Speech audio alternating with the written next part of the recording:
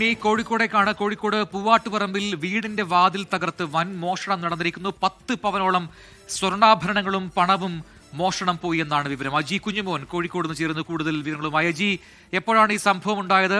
ഇത്രയും വലിയൊരു മോഷണം നടന്നിട്ടുണ്ട്. ആരാണ് ഇതിന് പിന്നിൽ എന്നെ സംബന്ധിച്ച് എന്തെങ്കിലും സൂചനകൾ പോലീസിന് ലഭിച്ചിട്ടുണ്ടോ? പ്രജിൻ, വലിയൊരു മോഷണം തന്നെയാണ് പ്രജിൻ സൂചിപ്പിച്ചതുപോലെ തന്നെ നടന്നിരിക്കുന്നത്. ഇതുമായി ബന്ധപ്പെട്ട് പോലീസ് വിശദമായി തന്നെ അന്വേഷണം ആരംഭിച്ചിരിക്കുകയാണ്. ഈ പൂവാട്ടുപറമ്പിന് സമീപം പെരുമൺപുറയിലാണ് വീടിന്റെ വാതിൽ തകർത്ത് മോഷണം നടന്നിരിക്കുന്നത്. ഈ പെരുമൺതുറ ഇന്ദ്രപ്രസ്ഥം എന്ന വീടിന് മുകളിലാണ് മോഷണം നടന്നത്.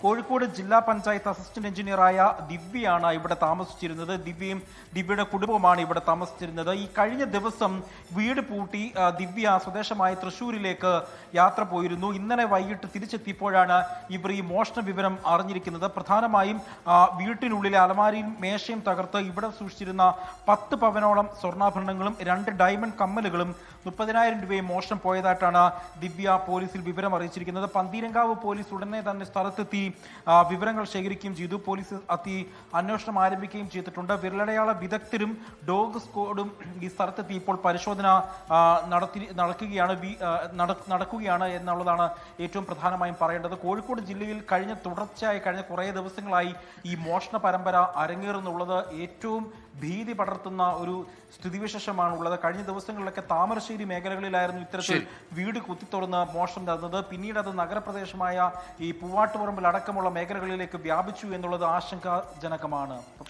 അജി കുഞ്ഞുമോൻ കോഴിക്കോട് നിന്ന്.